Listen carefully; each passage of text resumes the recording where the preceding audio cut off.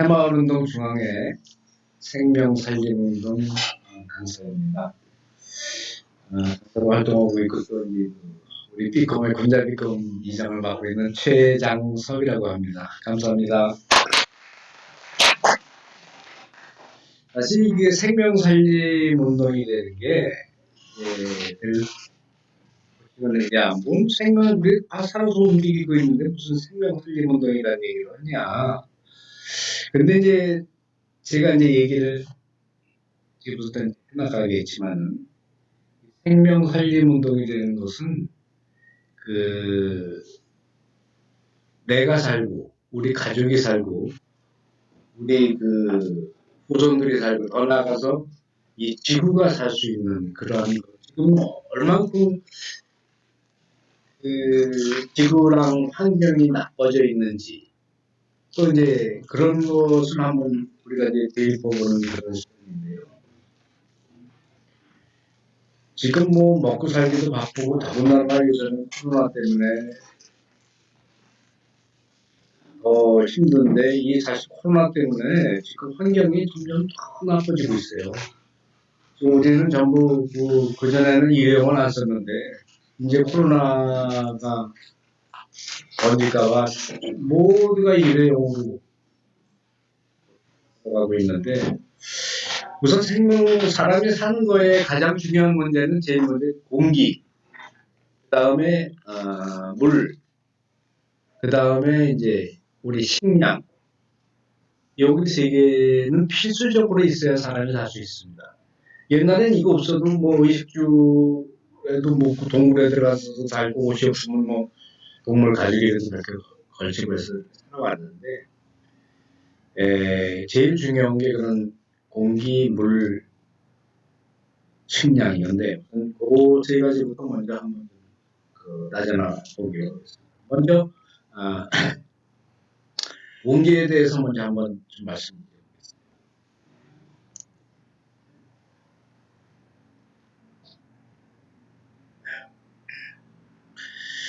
지금 화면에 보이시죠?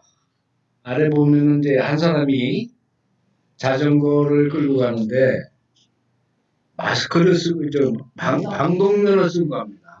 화면을 풀로 좀 쓰면 안 되나? 화면을 크게 전체적으로 녹화라 이게 어려운 모양이네요. 보시면은 그 위에 희미하게 보이는 거는 저기 거리입니다. 거리. 자동차들이 뒤에 쫙 있어요. 근데 매연 때문에 보이지가 않고 있습니다. 그리고 그 밑에는 자전거를 방독면을 쓰고 끌고 가고 있어요. 이게 실제로 2016년도에 북경에서 있었던 일입니다. 저런 데서 우리가 숨을 쉬고 그러고 살고 있어요. 지금 인간은 약 5분 동안 숨을 못 쉬면 바로 죽게 되죠. 또 어떻게 해서 살려놔도 뇌에 산소가 공급이 안 돼서 식물인간이 됩니다. 근데 그런 공기를, 좋은 공기를 마시고 살아야 되는데 우리나라가 공기의 질이 어떠냐? 전 세계 180개국을 봤을 적에 119위예요. 아주 우리가 안 좋은 공기를 마시고 살고 있습니다. 이 OECD 발표에 의하면 2017년에 우리 공기질을 그 당시에 2017년도에 공기질을 가지고 우리나라 사람들이 쭉 살아나간다면은 2060년까지 약 900만 명이 죽는다고 합니다. 900만 명이. 우리나라가 인천이 나쁘기로 세계에서 2위고 서울이 3위입니다. 그러면은 이 공기 나쁜 게 꼭 중국 탓이냐? 그렇지 않아요. 한 50%는 우리 자체에서 나는 매연, 이것 때문에 그걸 가지고 있습니다. 그래서 아마 이제 전 세계에서 매년 그 공기 때문에 죽어가는 사람이 약 한 550만 명이 됩니다. 해마다 죽어가는 게. 자기도 모르게 죽어가죠. 병에 걸려서 공기 때문에. 이제 그렇게 해서 그 오염도 문제지만은 그 오염으로 인해서 지구가 점점 뜨거워지고 이산화탄소가 지구를 둘러싸서 그 온실 효과로 그 지구가 점점 뜨거워집니다. 2018년도 8월 1일 날 홍천이 41도까지 올라갔어요. 서울이 39.6도까지 올라갔어요. 그래서 이게 1800년도 1차 산업혁명 당시에 그 이산화탄소가 250 ppm이었었는데 2006년도에 380 ppm까지 올라갔어요. 근데 400 ppm 되면은 날씨 예측이나 이런 거와 날씨 통제가 불가능합니다. 그래서 사실은 20 ppm이라는 그 작은 그 여유분만 우리가 남겨놓고 지금 살고 있어요. 지구가 이렇게 뜨거워지니까 지금 그 북극과 남극이 5도, 평균 기온이 5도였었습니다. 평화를. 근데 그게 지금 2018년에 22도까지 올라갔었어요. 그러다 보니까 빙하가 3분의 1가량이 녹아서 없어졌습니다. 빙하가 녹으니까 어떻게 되느냐. 남극과 북극이 태양열, 태양빛 이런 거를 반사를 해서 지구의 온도를 자동으로 조절을 했는데 지금은 이제 그게 조절이 안 돼요. 조절이 안 되고 이게 이제 점점 더 지구가 뜨거워지면 가장 걱정이 되는 게 뭐냐면은 여러분 시베리아 아시죠? 시베리아의 그 동토왕국이라는 시베리아 전체가 지금 얼음으로 뒤덮여 있잖아요. 그게 녹으면은 그동안에 그 밑에 쌓여있던 뭐 낙엽이니 뭐 화렵순이 이런 쓰레기들이 쓰레기들 그게 이제 얼음이 있었기 때문에 녹진 여기 그 분해가 안 됐어요. 그냥 쌓여있기 때문에 그게 약 5천억 톤 정도가 거기에 매장이 돼 있는데 그 쓰레기가 이제 썩기 시작을 하면은 거기에서 나오는 그 메탄가스가 지구를 완전히 그 정말 온실화를 시키는 데에 굉장히 빠른 속도로 그 지구의 온도를 더 계속 높일 거라고 이렇게 있습니다. 사실 뭐 개구리의 이론을 따지면은 개구리는 이제 뭐 내변이나 코를 갈면은 처음에는 이제 이렇게 자꾸 적응을 해나가지 않습니까? 그러다가 이제 어느 순간 되면은 죽어버리는데 지금 사람도 그렇게 되지 않나 싶습니다. 그래서 몇 년 전에 그 기후가 이러다 보니까 미얀마에 사이클론이 왔어요. 한국에는 뭐 태풍이 있고 이제 그 미국에는 허리케인이 있고 저 서남아시아는 사이클론이 이런 건데 사이클론이 와가지고 순식간에 한 10만 명이 그냥 죽었습니다. 뭐 그렇지만 이제 더 무서운 거는 그거보다 이제 더 큰 슈퍼 태풍이라는 게 오죠. 그라고 다들 얘기를 하고 있는데 그게 오면은 약 한 번 올 때마다 한 70만 명 정도가 태풍으로 죽을 것이다. 이렇게 예상을 하고 있습니다. 파도가 한 30m, 한 10층 높이의 파도가 밀려와서 모든 것을 쓸어가 버리는 그런 슈퍼 태풍이. 그래서 이제 이거를 자꾸 좀 늦추고 하려면은 에너지를 줄여야 되는데 한국이 정말 유난하게 에너지를 많이 쓰고 있어요. 우리나라를 100으로 봤을 적에 OECD가 70, 미국이 한 75 정도 됩니다. 일본은 35분이 안 돼요. 굉장히 에너지를 아끼고 그렇게 알고 있는데 우리나라는 점점 이산화탄소를 많이 배출하고 에너지를 자꾸 너무 많은 사용으로 인해 가지고 에너지 사용을 하다 보면은 그 매연 같은 거를 자연적으로 발생하고 중국이 11억 명인데 자동차가 3천만 대예요. 근데 우리나라 인구가 4,500만 명인데 자동차가 1,600만 대. 그래서 거기에서 나오는 그 매연이 어마어마하죠. 그래 이제 그래서 에너지를 아끼고 자연적인 에너지를 써야 되는데 얼마 전에 그 대선 후보들 그 서로 토론할 적에 우리 이재명 후보가 뭐 아리백이 뭐냐 물어봤었죠. 근데 윤석열 후보가 이제 대답을 못했는데 아리백이라 그래가지고 그 R은 RE 리 이제 뭐 재순환 뭐 이런 뜻이 리 다시 백이라는 거는 숫자 그대로 100% 회사 그 기업체에서 쓰는 에너지는 100% 재생 에너지를 쓰자는 그런 그 운동이 지금 유럽에서 시작됐습니다. 그래서 지금 외국 애들은 뭐 BMW니 하나 그 회사들이 거기에 쓰고 있어요. 그 아리백이라는 거기에 들어가서 그거를 운동을 하고 있는데 우리나라는 이제 그 삼성 같은 데서 해야 되는데 삼성은 지금 가입은 못하고 있습니다. 못하고 있는 게 반도체는 이 에너지를 그렇게 쓸 수가 없답니다. 근데 삼성이 무너지면 우리나라는 뭐 전체가 무너진다 그러니까 아마 그 대책을 많이 갖고 와야 되지 않나. 여기까지 이제 그 공기에 대해서 잠깐 말씀을 드리고 다음은 이제 물에 대해서 잠깐 알아보겠습니다.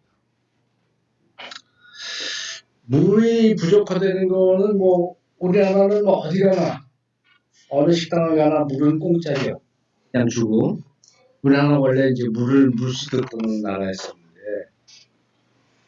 지금 그 OECD 국가에서 얘기하기에 2050년도에 가면은 한국이 최고로 물이 부족한 나라가 될 것이다. 이렇게 얘기했습니다. 뭐 저 학교만 저 고등학교 때만 해도 뭐 도봉산에 이제 캠핑을 그전에 많이 갔으니까 가다 보면 이제 산에 올라가다가 배울 있으면 배울에다 물 입대고 물 먹었어요. 천물만 좀 한복이 되고 지금은 물을 뭐 집에 있는 수돗물도 먹지 못하지 않습니까? 그 지금 뭐 오른쪽 위에 보시면은 태평양에 있는 그 쓰레기 섬입니다. 이게. 뭐냐면은 그 플라스틱이 위에 떠 있는 거죠. 플라스틱이 떠 있는데 이 면적이 우리나라 대한민국의 15배예요. 그럼 이게 지금 태평양에만 있냐? 전 세계에 대서양에도 있고 인도양에도 있고 전 세계 지금 지구상에 4군데의 이런 쓰레기 섬이 있습니다. 근데 이게 그렇게 떠 있으면 괜찮은데 이게 자꾸 그 서로 파도니 이런 데서 서로 부딪혀가지고 쪼개집니다. 쪼개져가지고 여러분 여기 미세 플라스틱이라는 말씀 들어보셨죠? 미세 플라스틱은 눈에 보이지가 않습니다. 그래서 저거를 부서지면은 이제 그거를 이제 물고기들이 먹죠. 플랭크톤이 자꾸 먹어요. 물고기들이. 그럼 사람이 또 그 물고기 자꾸 먹고. 그래서 우리가 지금 그 미세 플라스틱이 자꾸 많이 축적이 돼 있는데 그렇게 되면 사람한테 축적이 되면 이제 그 면역력도 없어지고 좀 그런데 우리나라가 이제 그 어류 생선 섭취량이 전 세계에서 1등입니다. 2위가 이제 그 노르웨이고 3위가 이제 일본인데 우리가 사 먹는 그럼 우리가 뭐 안전하게 먹기 위해서 우리는 생수를 사 먹겠다. 근데 생수에 학자들이 지금 세계 최고의 물이라는 그 에비앙 그 생수들을 검사를 해보니까 그 안에 미세 플라스틱가 있어요. 우리가 지금 몰라서 그렇지 미세 플라스틱이 쓰이는 데가 굉장히 많습니다. 여러분들 집에서 빨래터 쓰시는 세제, 머리 감는 샴푸, 이 모든 거에 플라스틱이 다 들어가 있어요. 이제 플라스틱. 이제 잠깐 제가 플라스틱에 대한 동영상을 한번 좀 플라스틱의 진실이라는 동영상을 잠깐 보여드릴게요. 인간이 버린 플라스틱 쓰레기에 고통받는 동물들. 해양 생태계를 위협하는 플라스틱 폐기물. 지구는 플라스틱 쓰레기로 몸살을 앓고 있습니다. 20세기 최고의 발명품에서 최악의 애물단지가 되어버린 플라스틱. 우리나라의 해양 쓰레기 중 70%는 플라스틱류라고 합니다.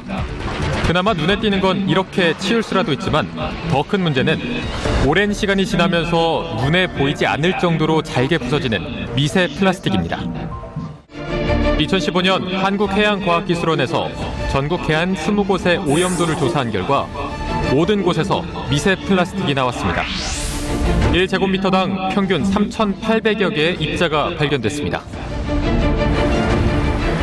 연구팀은 해양 미세 플라스틱의 환경 위해성 연구의 일환으로 바닷가 모래사장에 이어 연안에 서식하는 해양 생물을 대상으로 미세 플라스틱 검출 시험을 진행했는데요. 바닷속 유기물을 먹이로 하는 홍합과 자연산 굴, 그리고 바다 밑 퇴적층에 서식하는 갯지렁이가 그 대상이었습니다. 밀도차를 이용해 플라스틱을 분리한 후 여과지로 0.02mm 이상의 입자를 걸러내 현미경으로 관찰한 결과 홍합과 자연산 굴, 갯지렁이 거의 대부분에서 미세 플라스틱이 검출됐습니다. 미세 플라스틱은 0.001mm에서 5mm 정도의 매우 작은 플라스틱 입자입니다. 처음부터 아주 작은 알갱이로 만들어져 화장품이나 치약의 원료로 쓰이기도 하고 바다로 흘러간 플라스틱 쓰레기가 파도와 자외선에 의해 점점 작은 조각으로 쪼개지기도 합니다. 작은 미세 플라스틱 입자들은 해양 생물들의 몸속에 축적되고 먹이 사슬을 통해 결국 우리의 식탁까지 올라오게 되죠. 지난해 건국대 연구팀은 실험을 통해 미세 플라스틱이 호수나 강에 서식하는 물벼룩의 생존을 위협한다는 사실을 입증했습니다. 실험 결과 미세 플라스틱에 노출된 물벼룩의 알은 83%가량이 부화하지 못하고 죽었습니다. 최소한도 우리가 먹는 이제 음식물에 미세 플라스틱이 들어가 있다는 걸 알게 된 거죠. 근데 유기농 농산물 같은 경우는 농약을 안 쓰면 그나마 만들어낼 수 있는데, 근데 환경 중에 수계에 이렇게 퍼져 있는 미세 플라스틱은 제거하는 게 불가능합니다. 거의 이제 우리가 알면서도 먹을 수밖에 없는 상황. 연간 바다에 버려지는 플라스틱 쓰레기는 평균 800만 톤. 1분마다 15톤 덤프 트럭으로 바다에 쓰레기를 쏟아 붓는 셈입니다. 지난 7월 1일 마포구에 위치한 한 대형마트 앞에 시민들이 모였습니다.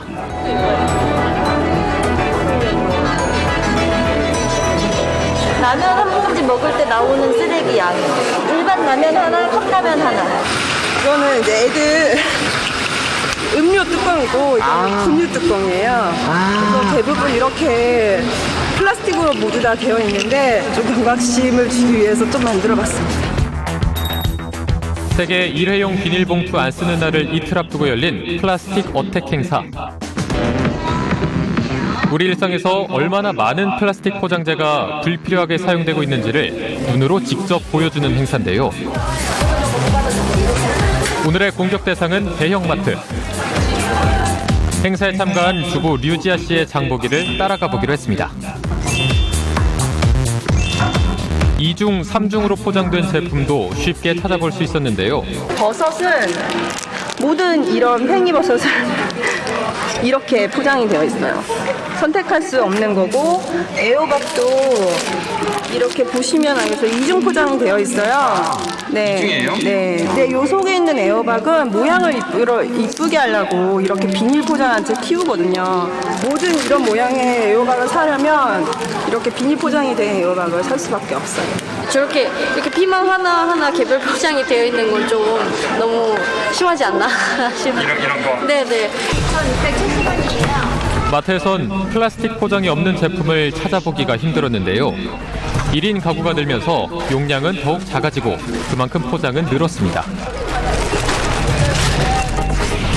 우리나라는 전 세계에서 플라스틱을 가장 많이 소비하는 국가. 플라스틱 포장재 사용량도 2번째로 높습니다. 이쪽이 PVC 아더거든요. 1년에 사용하는 비닐봉지만 1인당 420개. 1년에 4장을 쓰는 핀란드보다 105배 높은 수치입니다. 장을 본 사람들이 한 곳에 모여 구매한 물건들의 포장을 뜯기 시작합니다. 이거예요, 이거. 이만큼 들었어, 이만큼. 금세 플라스틱 쓰레기들이 카트가 넘치도록 쌓입니다. 이 정도면 장을 본 건지 쓰레기를 산 건지 구분이 안 될 정도인데요. 더 큰 문제는 이러한 플라스틱 포장재 중에 재활용이 어려운 것들이 많다는 겁니다. 지금 얘는 캡이 PVC라고 표시가 되어 있긴 해요. PVC는 다른 성분, 가소제가 첨가되어 있기 때문에 다른 이런 페트랑 섞이면 재활용이 안 돼요. 그래서 사실은 재활용이 불가능하다고 봐도 무방한데 이런 제품들이 일반인들이 그냥 보기에는 플라스틱 재질이라고 착각하기 쉬워서 버릴 수도 있는 거죠. 그리고 얘는 플라스틱이고 스트로우는 PP고 이 리드는 아더라고 돼 있어요. 얘가 아더예요. 같은 제품이지만 이렇게 지금 쓰이고 있는 플라스틱이 다 다르기 때문에 얘들 다 따로 버려야 되는 거죠. 쓰지 않고 만들지 않으면 버릴 게 없잖아요. 그렇기 때문에 재활용이 최종적인 정답은 아니다. 재활용을 하기 때문에 우리는 뭐 이렇게 해도 된다라는 게 아니라 아예 처음부터 쓰레기를 만들지 않을 방법으로 정책이나 시민의식이 계속 발전해야 된다고 생각합니다. 저렴한 가격과 무궁무진한 활용성으로 인류에게 풍요와 편리함을 안겨준 플라스틱. 플라스틱의 역사는 그리 길지 않습니다. 1860년대 값비싼 상아로 만들었던 당구공의 대용품으로 처음 만들어졌고 1900년대 초 전기화학회사를 운영하던 베이클랜드가 오늘날의 플라스틱을 만들었습니다. 이제는 플라스틱 없는 삶은 상상조차 할 수 없는데요. 세상에 등장한 지 150년 만에 플라스틱은 우리의 일상을 점령해버렸습니다. 1950년대 이래로 2015년까지 전 세계에서 생산된 플라스틱은 약 83억 톤. 이 중 약 63억 톤이 쓰레기로 배출됐고 그중 단 9%만이 재활용됐습니다. 우리가 쓴 플라스틱은 먹이 사슬을 통해 다시 우리의 식탁으로 돌아와 우리의 삶을 위협하고 있습니다. 해상 쓰레기 대부분이 사실 육상에서 기인하는 쓰레기가 많아요. 사람들이 해상이라고 하면 그러니까 육상에 사는 사람들은 대부분 먼 문제라고 생각하고 자신이 사용하는 쓰레기 자체에 관심을 두지 않는데 그게 실제로 해상 쓰레기로 이어진다는 점을 좀 홍보하고 알릴 필요가 있다고 생각합니다. 어떤 물건을 살 때 이거는 나중에는 또 버려지는 거 아닌가, 집에 또 있는 물건은 아닌가 하고 한 번 더 생각을 하게 되더라고요. 좀 여러 가지 생각하다 보니까 물건 사는 것부터 조금 달라져서 누군가 또 계속해서 목소리를 내지 않으면 우리는 그 가까이 있지 않으니까요. 그 문제가 발생하는 가까이 있지 않으니까 계속해서 이야기해야 되는 것 같아요. 당신, 네가 쓴 게 아니고 사실은 우리가 같이 쓴 플라스틱이거든요. 우리가 쓴 플라스틱을 우리가 같이 해결해야 되는데 남이 문제인 양 바라봐서는 절대 해결이 안 된다는 거거든요. 조금만 주변을 돌아보시면 얼마나 많은 플라스틱을 우리가 쓰고 있는지 알고 계실 거고 사람 한 사람 한 사람이 줄이지 않으면 지금 상태로는 플라스틱 오염을 막을 방법이 없습니다. 그래서 지금 우리가 뭔가 행동을 하지 않으면 50년, 100년 뭐 뒤에 벌어지는 일은 감당할 수가 없습니다. 정 기사님, 우리가 사람이 플라스틱을 얼마 정도 먹는다고 생각하세요? 그래서 우리 몸에 들어온다고. 무슨 모르겠죠. 말씀해주세요. 일주일에 우리가 그 플라스틱을 우리가 섭취하는 게 먹는 게 섭취가 아니죠. 그래요. 강제로 들어오는 거죠. 그게 약 한 5g 됩니다. 5g. 일주일에 5g이면 요 신용카드 한 장씩 먹는 거예요. 이런 카드 한 장씩을 먹기 싫어도 이게 다 지금 돈 들어오게 돼. 그러면 한 달이면 얼마큼이냐? 한 달에 여러분이 아침마다 그 양치질하는 칫솔 하나씩 드시는 거예요. 지금 그게 현실입니다. 다들 그걸 모르고들 그냥 살아가고 있어요. 그러니까 플라스틱 정말 아껴야 되고 안 써야 되고 그나마 조금 이제 하얀 투명 플라스틱만 봐가지고 다시 재활용은 그래도 우리나라 사람들은 참 그 분리수거 잘하는 편이에요. 미국 가면은 정말 무식한 놈들 돈 미국이라는 나라가 돈이 많아서 있을 것까지 그죠. 다 그냥 먹고 버리고 아침에도 맥도날드 가면 커피 한 잔에 프림 설탕을 한 주먹씩 줘요. 그러면 그거 하나 쓰고 다시 갖다 놓는 게 아니고 쓰레기통에 버립니다. 그 사람들 손감이 되죠. 지구를 제일 많이 망치는 게 미국, 유럽이 이런 나라 사람들. 자, 이제 플라스틱 이제 물에 관한 거는 이제 거기까지만. 다음은 이제 음식, 우리 밥, 식량에 대해서 한번 알아보겠습니다. 지금 토양 오염이 심각한 건 다들 이제 아시잖아요. 토양에 전부 화학 비료들을 써가지고 유기농은 안 쓰고 화학 비료를 써가지고 생산량을 늘리려고 하다 보니까 토양이 자꾸 오염이 됐는데 또 그러다 보니까 경제 규모가 많아지다 보니까 많이 생산을 하고 많이 먹게 되고 많이 버리게 됩니다. 우리나라가 1년 동안에 음식물 쓰레기로 버리는 거의 그 금액을 따지면 17조 원이에요. 음식물 쓰레기 값이. 17조 원이면 이북 사람들 30년 먹는 그 음식 값이에요. 그거를 우리는 그냥 쓰레기로 버리고 있습니다. 소고기 우리나라가 1인분을 먹으면은 후진국 사람들 20명분 먹는 값이에요. 그게. 그리고 이제 세계 30억 명이, 세계 인구의 30억 명 정도가 하루에 1달러 이하로 살아가고 있습니다. 일단 뒤에서 또 나오겠지만은 전 세계 부자들의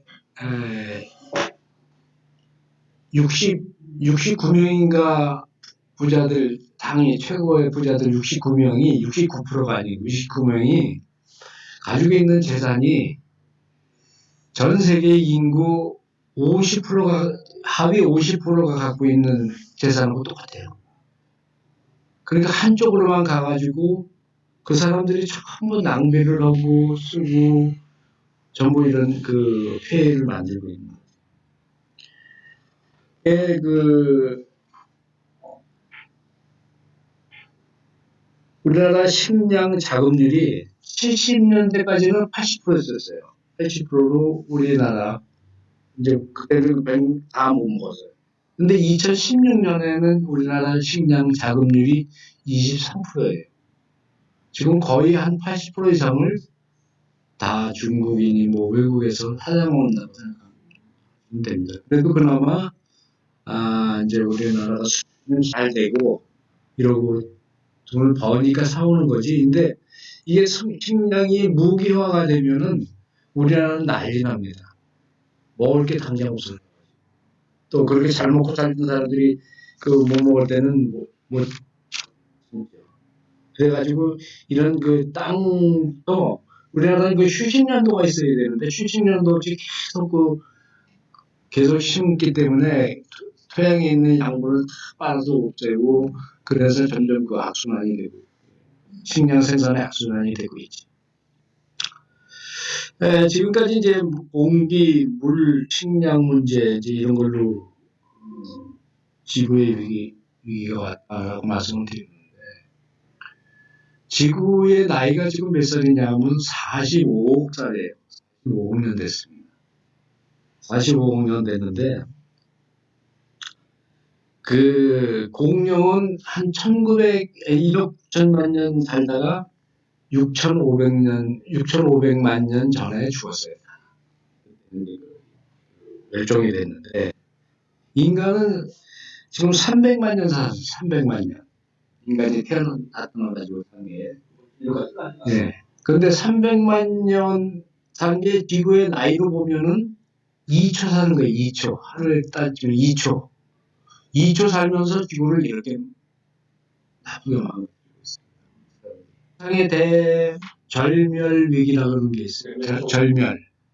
멸절이라고도 하죠. 그건 뭐냐면, 멸종이, 지구상에 5번의 멸종이 있었어요.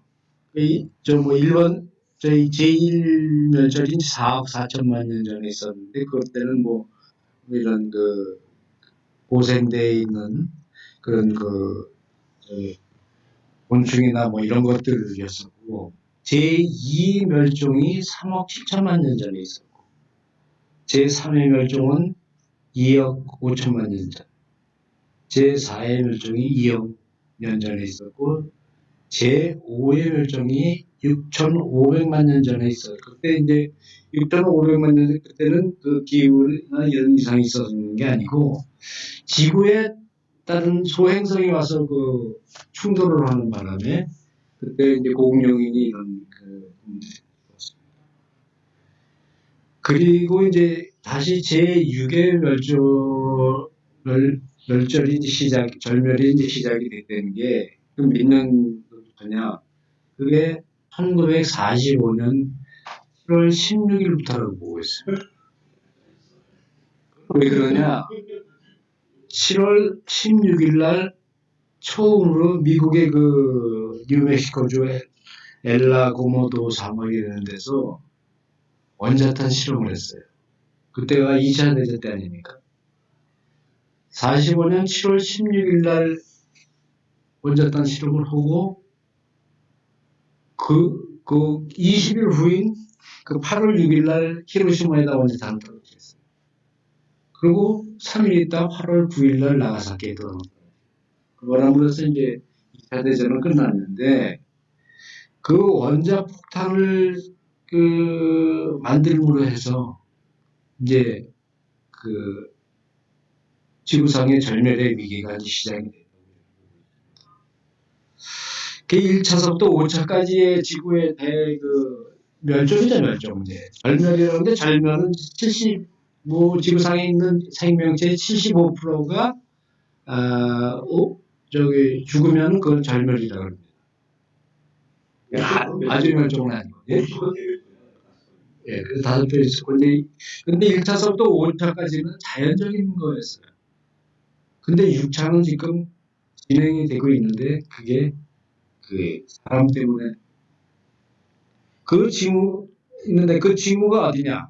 지금 그 증거가 나타나고 있는 게 이제 우리나라 토종벌이 약 98%라고 쓰였습니다. 정부에서는 75%라고 쓰였는데,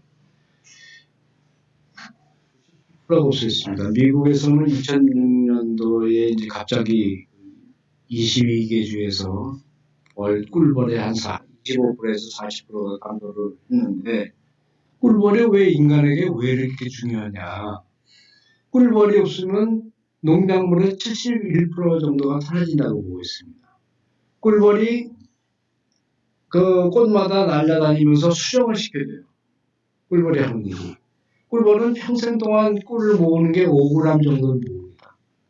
그 행동을 하기 위해서 다니면서 인간에게 유익한 역할을 하는 게 이제 화분을 날라다 주고 수정을 시켜주죠, 식물들을. 그래서 꿀벌이 없으면은 농작물의 71%가 사라지고 인류는 꿀벌이 없어진 지 5년 안에 멸종을 한다는 그러한 지금 연구 결과가 나왔고요. 그래서 이제 제가 이건 어제 그제 2022년 2월 21일 제가 보다가 나왔길래 합의를 시켰는데 경남 창녕군 고안면의 한 양봉농가 이곳에서 벌을 기르는 노천식 씨가 벌통을 열자 겨울잠을 자고 있어야 할 꿀벌들은 온데간데 없이 빈 벌집만 덩그러니 있었다. 이게 그저께 사흘 전에 나온 이게 기사예요. 근데 어느 누구도 이런 데는 좀 관심을 안 둡니다. 누가 정권을 잡냐 이만 싸움을 하지 이게 왜 죽었는지 이 벌이 없으면 사람이 못 산다는 거는 생각도 안 하고 있습니다. 그래서 네? 왜 없어졌어요? 그 이유를 몰라요. 지금 조사를 하고 있는데 그 전에 이제 죽은 것들은 뭐 무슨 전자파니 뭐 이런 경우 많이 그 영향이 많이 있다 이런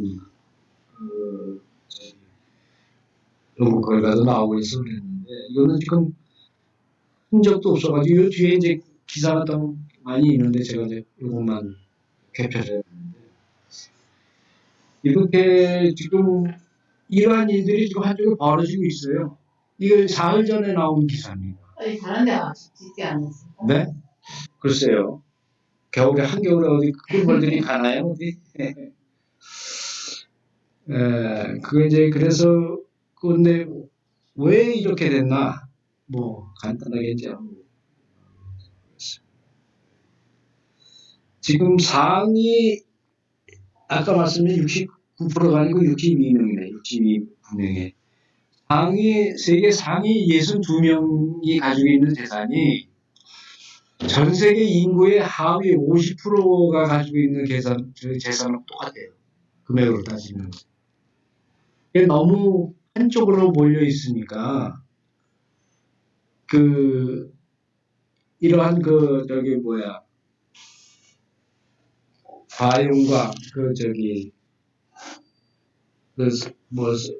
많이 과한 그러한 과소비 이런 것 때문에 지금 점점